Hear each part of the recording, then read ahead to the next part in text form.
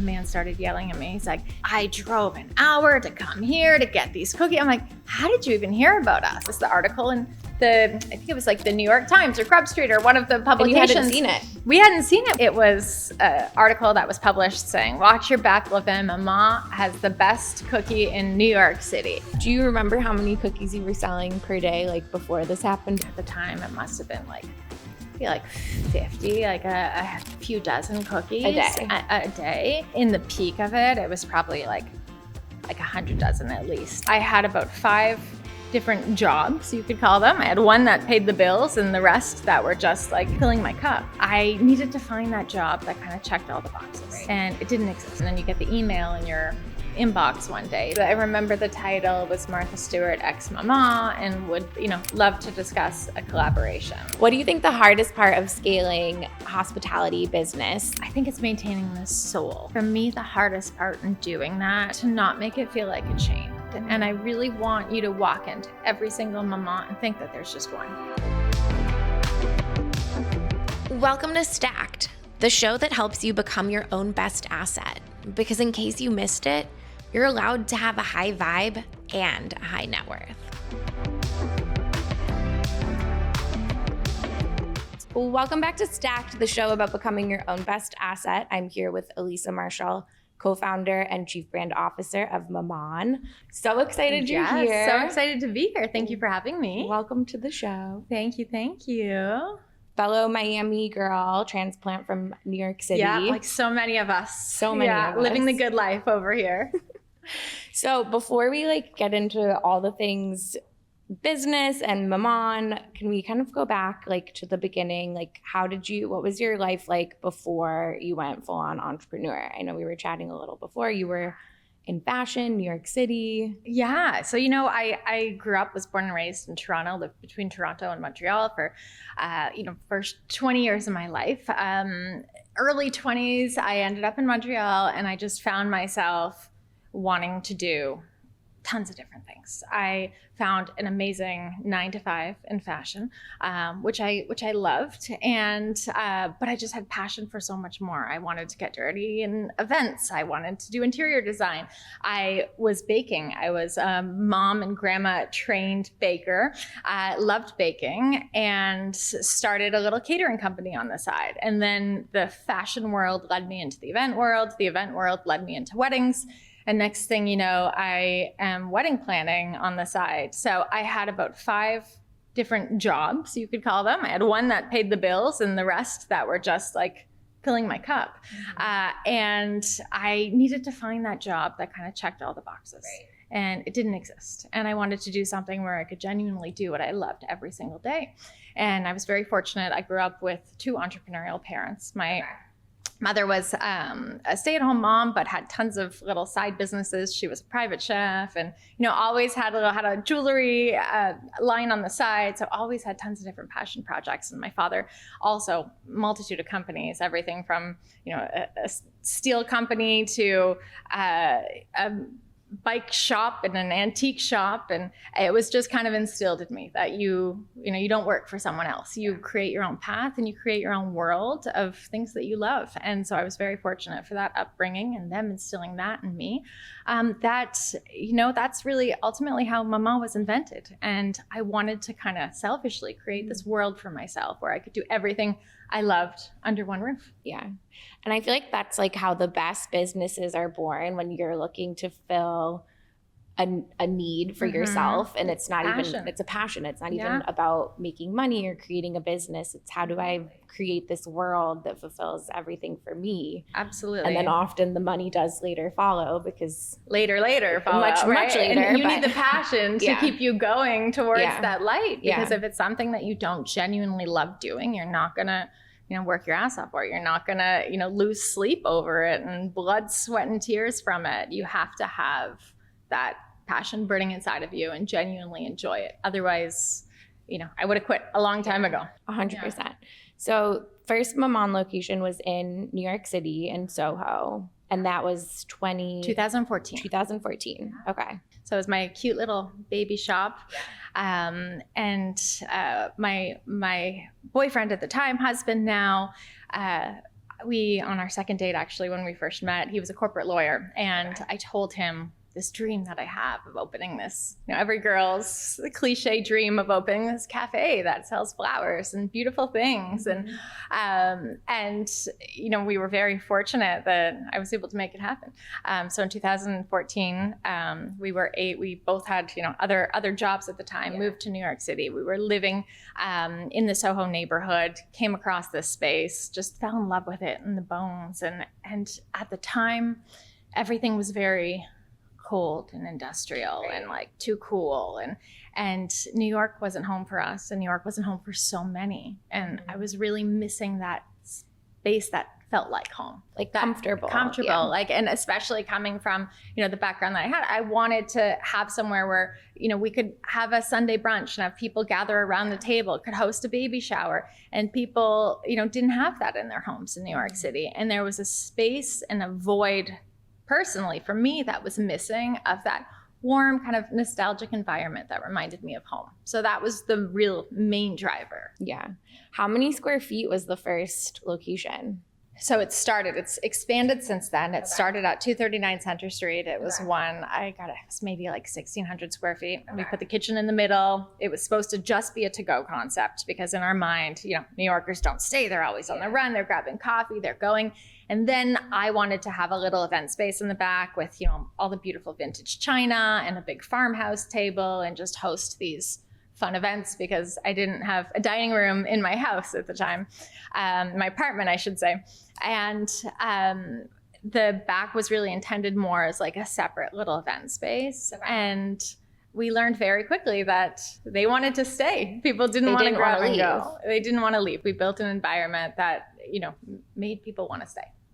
So was the initial concept, it was meant to be to go, and then people are coming and hanging out, and did it ever turn into like a reservation We did. We tried that. And then you learn in New York, like it's so unproductive for your business, and half of them don't show up. And if you don't charge them, and I mean, we're also selling coffee and croissants and sandwiches and salads. So we couldn't take a $50 guarantee flat fee like most restaurants do. And you understand as a restaurant owner, you know, why. Before I was like, how dare they? But how flaky people are, especially tourists when they come to New York, will put their name in multiple places. Yeah.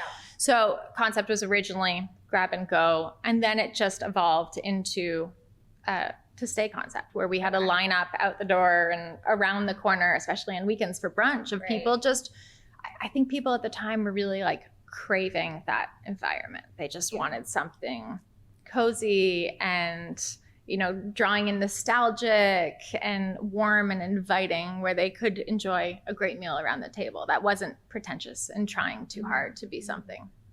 What was the first signal in that location that you felt like, oh my God, I'm onto something, this is like actually working? So the first time I was working the counter and I was doing all of the baking at night. My husband was doing all of the cooking and he was working the cash. And is he still a corporate attorney? No. That lasted like a hot second. Well, I mean, he studied that. He went to school for that. So this moment was like our pivotal point for us both to be like, we're on to something. We need to quit our jobs at the time. And we need to focus. We're just dating. We're dating for, I guess, 2 years at the time. Okay. So everyone thought we were crazy. New relationship, going into business, but you know, wouldn't have it any other way. Husband now with children, and that's a whole other podcast. Yeah. But we had customers just coming in asking for our cookies, and it was our one nutty chocolate chip cookie that was the recipe of the aunt of one of the guys in the kitchen. And it was just nonstop. People were like, can I get 6 cookies? I'll take a dozen of your cookies.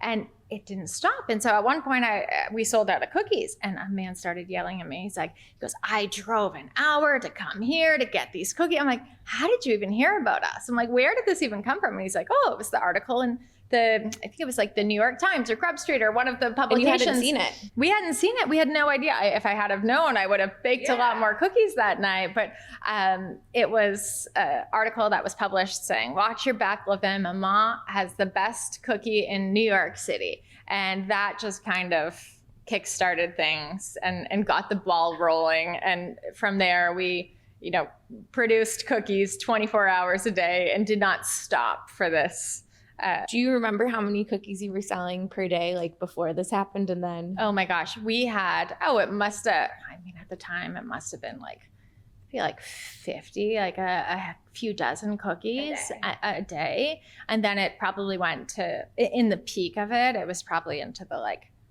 100 dozen at least. Like, because people would come in and buy them by the dozens. They would be buying boxes. They would bring them back to their families, bring them back to the office. Everyone had to try this. And that's the cool thing about New York, right? It's like when there's a hype, when something's hot, it explodes. Bees on honey. It explodes. Yeah. And this is like before like social media was as big as it is today. Exactly. So it was funny to think of it back then being so authentic with actual media, and that people read newspapers and read magazines to learn these things, and learn about these trends and hypes, because we forget what the world pre-Instagram and TikTok was like. Even just you telling this story about how you found out from somebody walking in the store and telling you, that would never happen. Right, because like today. I didn't obviously have time to sit down and pick up a Grub Street magazine or a newspaper and read it. So it was very organic. Yeah. Okay, so cookies were the first signal. And then, so this is like 2014. That was in 2014. That was happened the year you opened. The month after we opened. That happened the month after you opened. That was very, very quick. Yeah. Wow. Yeah, very, very fast. Okay, so then how long after that did you expanded the initial location? So our second location came about a year later. And it was ultimately just in New York for more space. I think I had so many event inquiries. Firstly, we saw so many people were just wanting to stay. Right. Brunches were getting busier, lineups were getting longer. We only had about like 18 seats at the time. So for us, it was, we were very opportunistic. It's, we were in the heart of it. It's something, is hot in New York City. And we lived in Tribeca at the time, and we would walk past this building on West Broadway. And we had literally saw the real estate agent walk up and put a for rent sign up in the window. And so we walked and we peeked in and we saw the space. This is our now Tribeca location on 211 West Broadway. And it was an old wine bar, and it was gorgeous. It had huge ceilings and beautiful vintage wood floors and exposed brick walls. And it just had so much soul and charm to it. And like, that would be a dream second location. Like, wouldn't that be amazing? And we would walk by it every day, and it was like that one thing that was haunting us, and we would always see it and dream about it. And so one day we just called and inquired, and as the process went on, we were getting busier. We were turning down a lot of events. We had a great, event business for baby showers, bridal showers, and I just didn't have enough space. Everyone wanted, 30 people. I had 18 seats in the back room. So we took a leap of faith and took a lot of money from our parents and siblings and friends, and went for it for number 2. Okay. Amazing. So number 2 happens, and how many square feet was that? My background I have is in retail. I can tell. You're asking all of the retail. So for you guys, educated questions. I did retail leasing for 4 years in between my fashion buying career and then doing what I'm now doing today with Brickle Babes and Stacked. So I was like very deep in leasing. So square footage, is it the kitchen built out? Are you building it out? Is it a white box? Second gen space. I'll speak your language. Second gen space, previous wine bar, had a little kitchen built in the back, had a bar built in, which was very advantageous for us for all of these events. Long skinny space, so we could naturally divide it. So we could have a large event space in the back and like a grab and go counter in the front section. And I'd say like 2,200 square feet, full basement, which was great for storage, which we didn't have, in our small, cozy little SoHo shop. So it was kind of opposite of what we had in SoHo. Okay. And we loved that because, I think our biggest, what hindered us the most from growing our business more was just lack of space, which I think so many people in New York can attest to. 100%. Well, even just storage or being able to like buy some of the storage ingredients or cups, like and in bulk. And we were using we had boxes lining the hallway of our house with inventory, like our cups. You can imagine these cups. We had to buy like 50 1,000 of them in every pattern, every color. And I was so detail obsessed. I'm like, we have to have mismatched cups. And we just had boxes and boxes and pallets of them. And that became our nightstand tables in our house and our and my shelving units for my shoes in the hallway. Yep.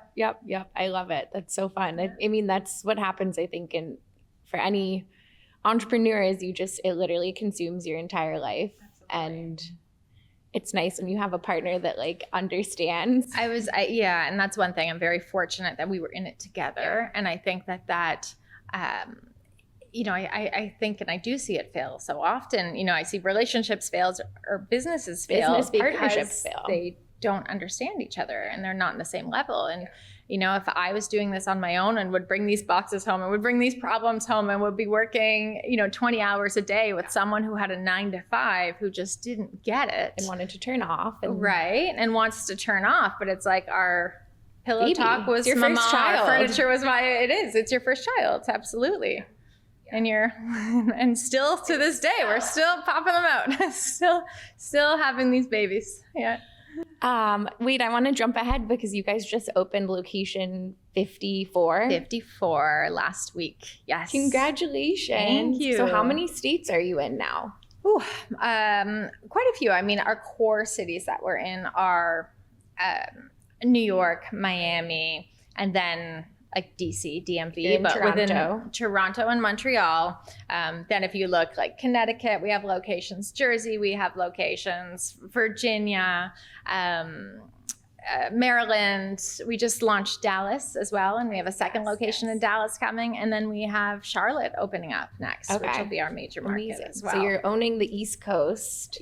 East Coast and yes, exactly. West. Slowly, Dallas is like our first foot in the door into the West Coast. How big is the Dallas location? So the Dallas one right now is very small. That one's like close to our original location, probably around 1,800, 1,500 like square cute feet. And cozy. Very cute, cozy. Wish we had a much bigger one. Still with with large lineups. But our next, so similar to when we first started in New York, our next location, which we're opening in a few weeks in Hillside, is huge. So we have the big, beautiful event space, can host, your 40-person showers, big brunch business on the weekend. So we're very excited for that. So it's nice to kind of like seed and have that small, cute, cozy introductory into the neighborhood, and then have something a little bit, more elaborate. Yeah. How big is events for your business right now? Is it more like awareness, marketing, like give back to the community, or is it a pretty big part of it? I think it's a combination. It's definitely, I think definitely a large part of our event business is that. But, I'd say right now it's about 20% of our business. Oh, wow. In terms of like events and catering, evenings we are closed. In most locations we have full liquor license, if not wine and beer. And, it's a beautiful space, and it's a competitive market, especially in Miami and New York, looking to, find a restaurant. You can do a buyout and host, a birthday party. We've hosted weddings, whatever it may be. Hosted weddings? Oh, we've done lots of weddings. I've done ceremonies, the whole 9 yards. That's so fun.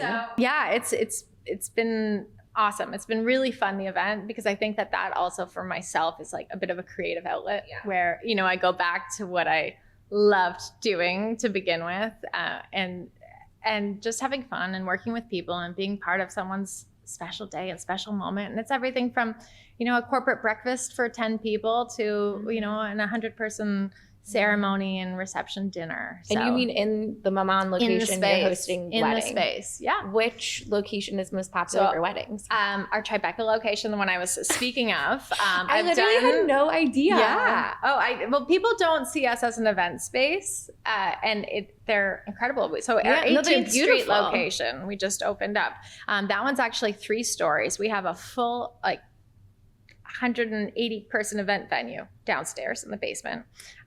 We have Dumbo opening. I don't know if that's even been announced or if I'm leaking something, but Dumbo is opening. Same thing. I have like a 200-person event venue in the basement. So it's a growing part of our business. This is so smart from like a business standpoint. It's another diversified revenue stream. Absolutely. And it's funny because when we had Tribeca, when we had our second location, we tried dinner and we tried opening later. And we had so many events. It wasn't worthwhile. You know, I could do one event a week for what I would make being open for dinner 7 days a week.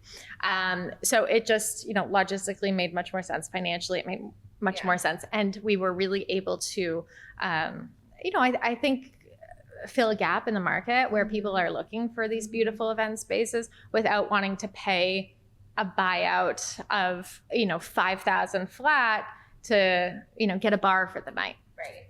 Whereas on the flip side, people come to us for like a Saturday afternoon shower, and that's when it's more expensive for us because that's your busy you know, time. because that's our busy time.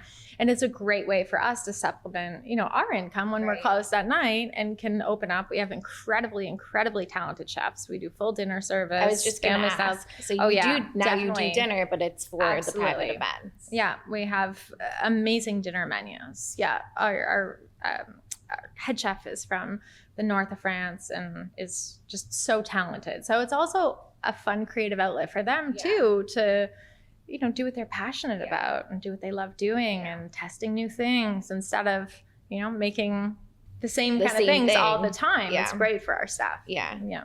That's so fulfilling. And it's so interesting when you think, I don't know if lifestyle brand is like the right word, but it's like, it is all encompassing every part of your life. From like, my mom was just here the last week visiting, and I grew up when she would decorate. The home we lived in French country was like her style. She's never heard of Maman. She's in Chicago. And I'm like, you have to come to Maman. You're going to love it. And I took her, and she's been here for 10 days. She went every single day. Oh, amazing. She's obsessed. Well, I think part of the aesthetic is what really also is part of the draw too, and the allure. You've created a very, very defined, clear brand identity, and just the level of detail. And I want to talk about that for a minute, is the level of detail that you've gone into with, you know, of course, the first store, but then making sure those details are carried through every single location. The hardest part of it all, the most challenging. And that, you know, my background, you know, in fashion and wedding planning, it was just, I have a neurotic attention to detail. And my staff hate me for it, but no, I get it. But I show them what we built. And we, you know, I think collectively that's, you know, part of what sets us apart so much from so many other places. And I have to attribute a lot of our success to the attention to detail and differentiating us from so many other places. And I think, you know, you look at the cups, for example, if, you know, this was a plain white cup, with a great cup of coffee in it, sure, you would have it, you would enjoy it, you would throw it in the garbage. But especially in our Instagrammable, capture every moment of your life era, which I want to note, I did this prior to all of that. Prior to all of that being a thing, you know, you want to share it. You want to take pictures of it. I see people who reuse the cups and have them as like vases in their homes, keep their pens in them on their desks. You know, I'm obsessed with beauty. I love beautiful things, not in a personal standpoint. Like, it sounds very egotistical, but in terms of like surrounding myself with beautiful things, I love attention to detail. I love florals. I love, you know, I love the way it makes me feel. And I feel like so many restaurants, especially post-COVID, don't pay attention to that feeling you get when you walk into spaces. And, you know, there's a lot of good food out there. There's a lot of great places for a great cup of coffee, especially in, you know, in Miami and New York. You know, I can tell you like 10 great places within a block distance from Maman that has great coffee and that has great food. I'm like, but why do people come from Maman? And that's been my question that I ask myself. That's the challenge that I give to my staff every single day. And that's really my motivation and my driver and my like title that I've made up for myself as Chief Brand Officer. It's like, why are you coming here? And to me, it's so much about the feeling that all of those details together create. And it's something that you might not notice, but you're gonna feel it. And it's gonna make it stand out from the others. It's the smells in the space. It's the, you know, the way the staff greets you. It's the presentation of the food. It's the mismatched vintage plates that might spark a little bit of nostalgia and remind you of something that your grandmother used to have in her china cabinet that you used to eat from as a child. So for me, putting effort into those is so important and has really been a huge part of our success. So how many different prints are there on? I know this is, yes, this is a good question. That's a great question.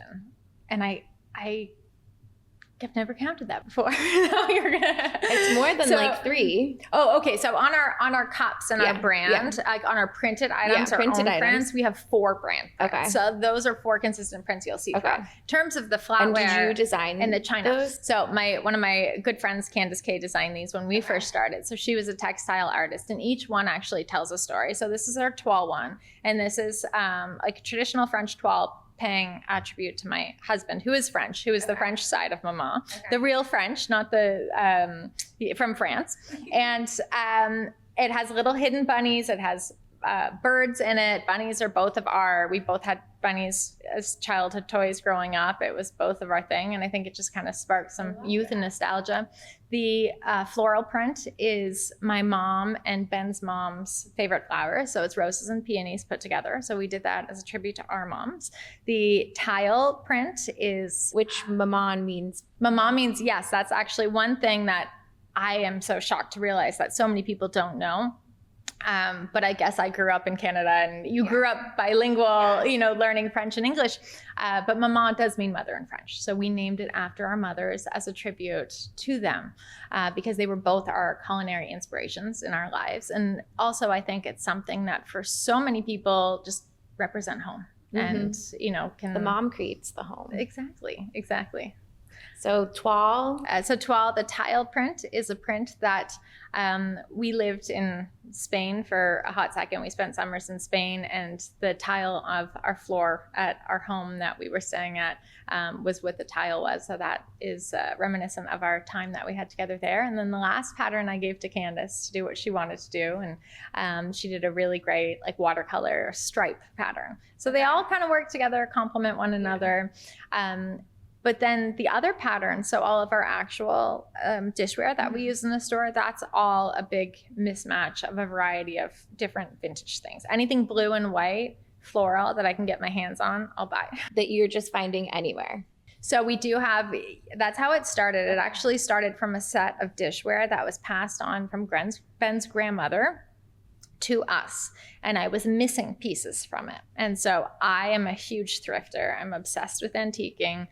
We're at the markets, garage sales all the time, and I could never find a matching piece for the set, but I found one similar, and then I found another similar, and I needed more than 3 plates in my collection. So I started having a set of mismatched blue and white plates, and it just started growing. I had so much fun finding something to collect. This was back, years ago in our travels. We were spending a lot of time in Spain, spending a lot of time in France, and I would always just find these pieces which somewhat matched the set of this gifted china.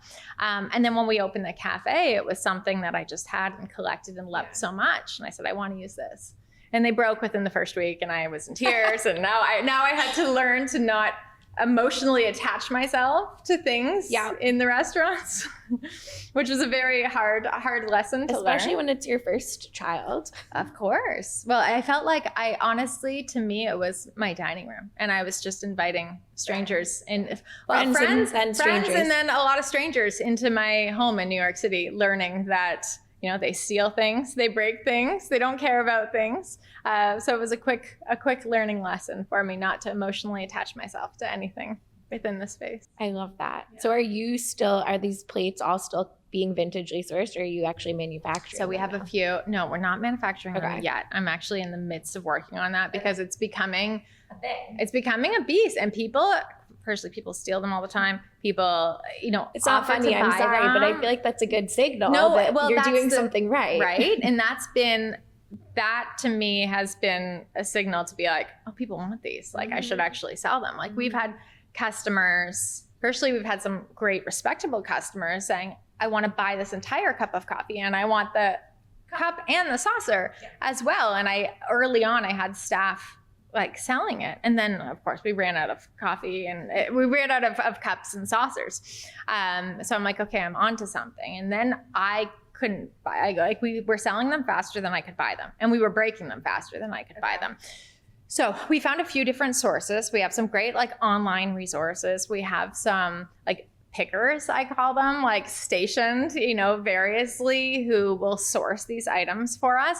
And they're going like to flea markets, vintage. But then there's also a lot of reproduction out there. So I like to find the vintage ones, but the problem with a lot of the vintage ones are they're very thin and they're really fine. Like it's actually, a lot of it, as gorgeous as it is it's fine bone china, and it will last, our dishwashers with the sheet pans and, that was my issue when we first opened. They would have these big bus bins and throwing them into the sink and you would just hear these shatters and shatter my heart.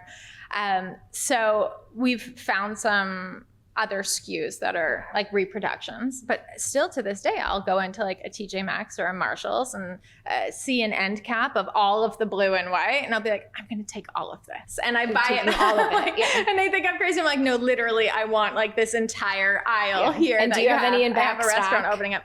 My garage is full of them, like absolutely full, because I still shop like on the weekends. We go to every flea market we can find, church sales, vintage sales. I'm like, I have them in my calendar and I will buy up as much blue and I just keep them for the next restaurant openings and I put them in and then I use them. I hosted a baby shower this weekend, so I had all blue and white. So it's kind of like it's my weakness. And it's funny being the creative director. Well, and it's interesting because like as we've grown, obviously it's a very not stable source of dishware. 50 it's like, stores. I wish I could quit it all and just have a sourcing and buying position. Like that would actually be my dream. Just send me around like to Goodwills and buying china. But maybe one day that'll be like my retirement job. I'll still be doing that. So we're working on a collection of our own plates that will be mismatched, that will be, restaurant quality, that we will use in store, and then we'll also retail. And where will those retail? You don't know yet. Don't know yet. No, I'm hoping everywhere. Definitely through us. It's something that we're going to offer. And then we have a great online shop where I have just curated, some of my favorite beautiful things that customers steal that we decide to sell instead. So we've kind of curated a really great shop. We ship cookies online. So we have a good e-com business. Yeah. Okay, amazing. I'm excited. I'm sure my mom is going to be excited. Exactly. You can bring a little piece of Maman to your own home. Until you guys open the Chicago location. I know. Hopefully soon. That's the next market. We're eyeing it. I feel like we haven't locked in anything yet, but it's one that's on your radar. Definitely on the radar. Yeah. I feel like it would be a big hit, like North Shore of Chicago, obviously downtown. People love. You can do all the real estate for us. I retired from that career. Like, I need 2,000 square feet, second gen space. Save money on the build out. Exactly. Needs to be warm and cozy with great lighting. Perfect. Yeah. Amazing. So the other thing I wanted to talk about is you guys just did a big partnership. I think it's still ongoing with the like OG, queen of all queens, Martha Stewart. Yes. So how did that like fall into place? That was like manifesting since I was 10 years old. And I swear to you, I can say that actually is a big part of it in working. And I just grew up idolizing her, loving her. My mother, of course, my mom was like, your mom was basically Martha Stewart. Homemakers. Yeah. And I think I always wanted to just do something in that path and be like her. And I would fake sick and stay home and lie in her bed and watch these shows and then go cook and go garden. And it was in me ever since I was a little girl.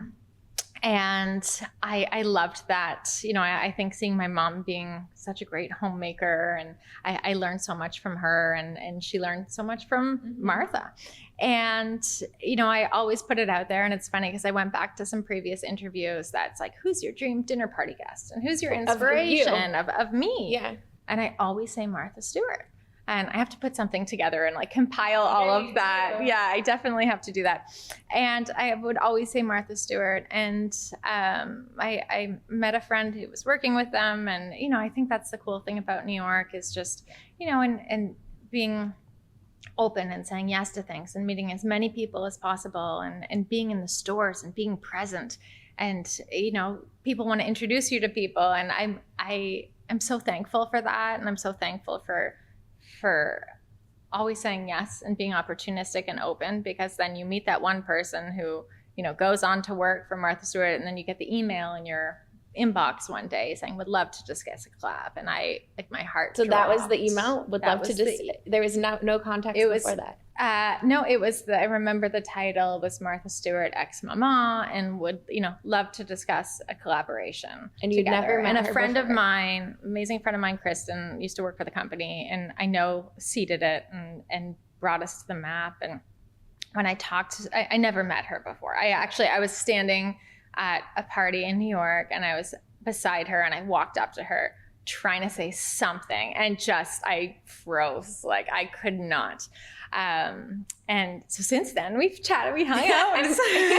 We're not besties, but we've definitely, you know, we've had some time together. Amazing times together.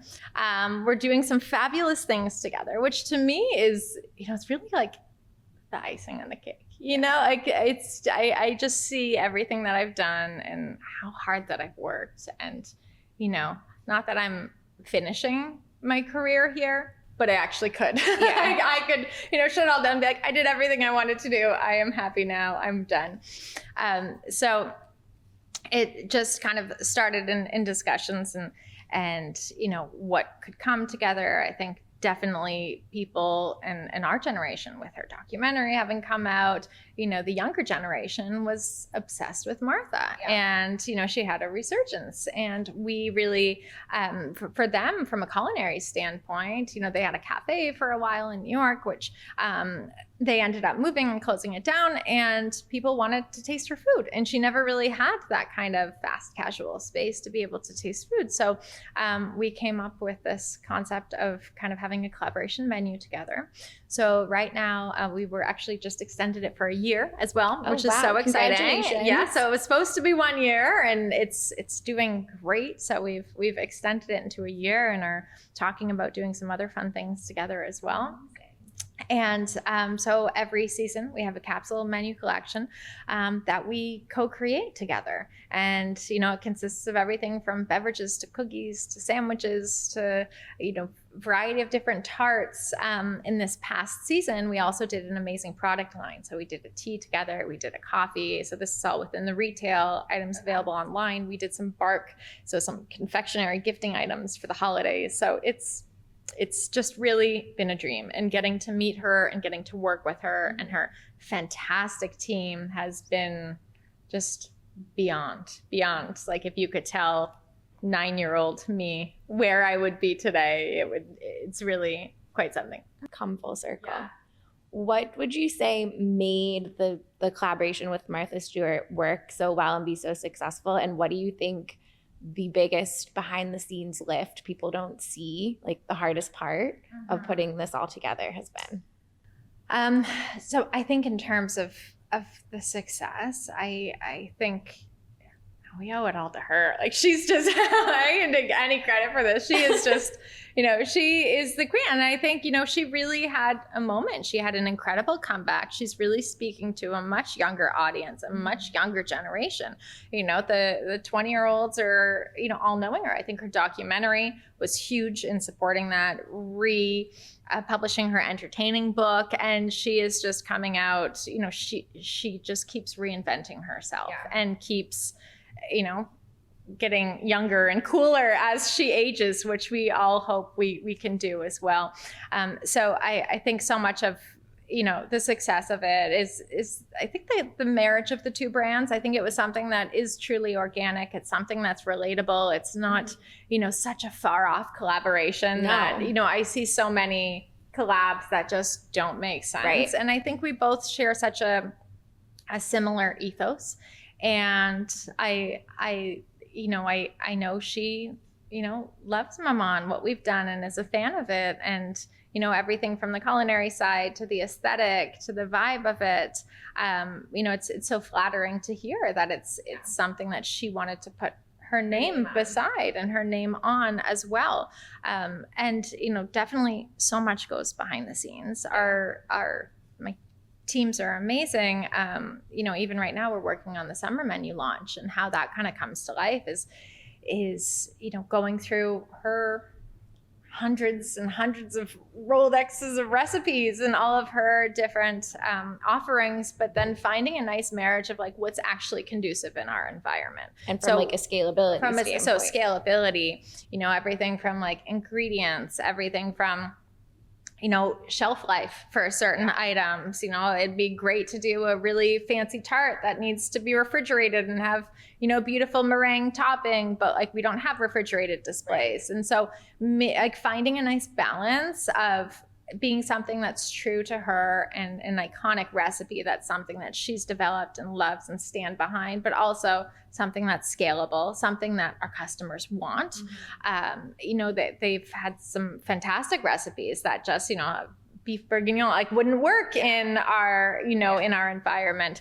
Our cookies, she has her 100 cookie cookbook. So really trying to find a nice balance of what our customers want, what's conducive for our environment, and what is a recipe that she is truly proud of. That's something that's a nice fusion for the two. So there's lots of back and forth. It starts with their team kind of presenting to us after a lot of conversations of what our top sellers are. We want to bring in a cookie. We want to bring in a tart. We want a hot drink, a cold drink, something, like more tea oriented. Testing in their test kitchen, they kind of create it for us first, then it goes back to us creating it, then it goes into costing as well, then goes through, what do we already have on the line, what are we already using in the restaurant, so we don't have to bring in tons of different new ingredients. So there's a lot of back and forth, months and months that go into developing a menu item together. But we also want to make sure it's something that, fully represents her brand and who she is and can tell a story. I think it's great to, pay tribute to the queen. How many new items will be on the menu for the next drop? So our new one will have 5. 5. Yeah, 5 and will menu you keep items. The old ones, or they're going away? Those ones, unfortunately, they go away. We've had some hate mail for some of them that we've already gotten rid of.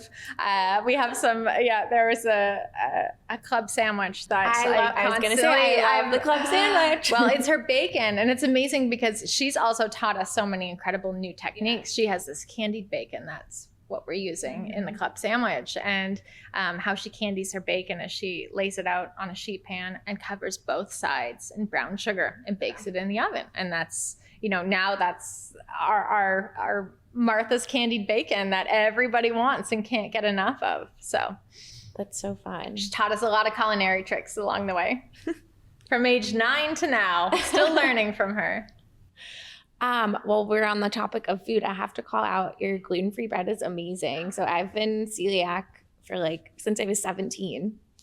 So I get very excited whenever there's gluten-free items on a menu. And you guys have such a great selection of gluten-free items. The bread is amazing. Do you make that? We don't. No, so we don't have a certified gluten-free kitchen. We have lots of flour and lots of sugar. So we outsource those items. We also have a great co-packer who we're working with doing some gluten-free loaves, some gluten-free cookies, and then the menus themselves. I think, we're really trying to evolve, with the times, with, the health movement, and really have more offerings. So you'll see a lot more wraps. Well, we offer gluten-free wraps. Going forward, we're going to be doing most of our sandwiches will be able to be in wrap form and gluten-free. Salads as well. Some fantastic, high protein, gluten-free, lots of vegan options. And for us, we really want to be I don't want to go skew too healthy, but we want to really have a culinary offering like hopefully your moms did, growing up. It's like if you eat your salad and you have your protein, you have your healthy food, you can have your cookie for dessert. And that's really our philosophy in terms of our offerings, is it's all about balance. And you can come and you can have an amazing, as you mentioned, super healthy, high protein, gluten-free meal, or you can have a very highly caloric, also delicious meal. So there's really something for everyone. There really is something for everyone. There really is. So I'm going to ask a tough question. Ooh. It's not going to be that tough. What do you think the hardest part of scaling hospitality business that people glamorize online? I think it's maintaining the soul and maintaining the character. And for me, the hardest part in doing that is I really strive to not make it feel like a chain. And I think that's so much of the brand that we've created. And I really want you to walk into every single Maman and think that there's just one. I don't ever want it to be cookie cutter. And I think a lot of other hospitality owners, you know, scaling is fantastic and they have their formula and they have their floor plan and you can, you know, pop in your furniture from point A to point B. For us, it's the opposite. And I really want to treat each store like an individual location. Everything from the aesthetic and the design. So working with, you know, the natural materials, whether it be, you know, beautiful hardwood floors or exposed brick, tin ceilings. You know, we look for those second generation spaces. We look for those spaces that have that built-in charm because that also saves us tons of money. You know, I want the feeling to not only in the aesthetic and in the space, but also in the community element of the store too. And you know this so well. You are a community builder yourself, but I want each location to feel like the neighborhood coffee shop. And I want the staff to know the name of the girl when she walks in and know her Americano order before she even walks in because she's there at 8:00 every day. And I want to donate to the bake sale of the local public school. And I want to be the location for the mom meetup every single Tuesday. The monthly book club. Or the monthly with the book club. babes. Exactly. So for me, so much of it goes into building stores that are part of the community as opposed to building a chain. And you'll see even the vintage pieces. That's also, you know, Ben and I are obsessed, you know, with our thrifting and, you know, when there's not plates, there's furniture and there's tables. And we don't, you know, we have our table and chair SKU now, but, you know, every location that you go into has handpicked pieces that we have sourced from France, from wherever it may be, because my goal is to not have it feel like a chain. And I feel like that is something that has, you know, really set us apart from a lot of the others and is the biggest challenge as well. I would love to, you know, cookie cutter them all from a time standpoint, but I'll never let go of that. And yeah. And I think that it's so important, like in this day and age, especially with like we see AI changing everything overnight and the online ordering and pick up in store. And I think it will continue to become more and more important, the in-store or the in-person experiences for any kind of business. So putting the phone away, putting the computers away, talking to each other. I go to the Maman and Brickell a lot and I don't go every day, but they remember my face and they like, it's always the same person at checkout. You have almond milk, right? I'm like, how did you remember me? But it's obviously like in your training and the way that the company culture is developed. Absolutely. And then I was just gonna add, like, I'm curious, how come we're always getting the coffees without the lid on? I love that because it feels like very personal and like, but nobody does that. Because we want you to finish it yourself. You know, I think you receive it and then there's the milk bar to add your sugar, customize it, you know, make it your own. Do it anyway. Exactly. Kind of like create it and make it your own. And so that's, you know, part of that element. But one thing you touched on that I want to mention, just with everything going so high tech and so AI, and it's interesting because I think Starbucks is the perfect example of that, how they have this whole back to Starbucks movement. And when I see that, and when I see this automated ordering process, and it's like, it makes me want to do the opposite even more. You know, it's like when I see things becoming too cookie cutter, I'm like, I want to go the opposite direction. And I'm like, I want old school. And the day that you walk into a Maman and it's a computer that you're punching in, you know, your order and there's no person taking your order and you're grabbing it, I'm like, that is the day that like, clearly I'm not involved anymore. And it's a failure to me because that I think, you know, I think AI is great and those elements are great behind the scenes where it can really add value, but the whole realm of hospitality, I never want to lose. And I think people and restaurants and the F&B industry are losing it so quickly these days. So when I see things moving forward in certain directions, I almost want to, do the opposite and go exactly backwards. I think there's a time and a place for it. I think there's that's a specific business model, but it makes the in-person, the hospitality, like the true hospitality component, that much more valuable and that much more of a luxury that people crave. Absolutely. And I think, a lot of our locations are laptop free. Here in New York, especially, here we have more space and we, turn the cheek and oftentimes, but, if it's busy, we have little signs saying, grab a book, talk to a friend, call your mom, enjoy life, get off your phone, get off your screen, speak to each other and enjoy your meal and enjoy the present time. And that's something that we really, put forth as much as possible in all of our locations to not be so, tech focused. Yeah. No, I love that. And I think it's just the rest of this year going to continue to become so much more important. And it's interesting to watch, but I love what you're doing and I love going to Maman. It's 2026. You have $50,000 and you want to start a new business in the next 30 days. What are you going to do? I would start a business for my children because I think building legacy is so important. I think instilling entrepreneurship in children is something that I learned so much from my parents that I want to hand down to them. And I love seeing that little entrepreneurial spark in my son from, the garage sale that we just had and how much fun he had. He's 6 years old. He's working shifts at Maman.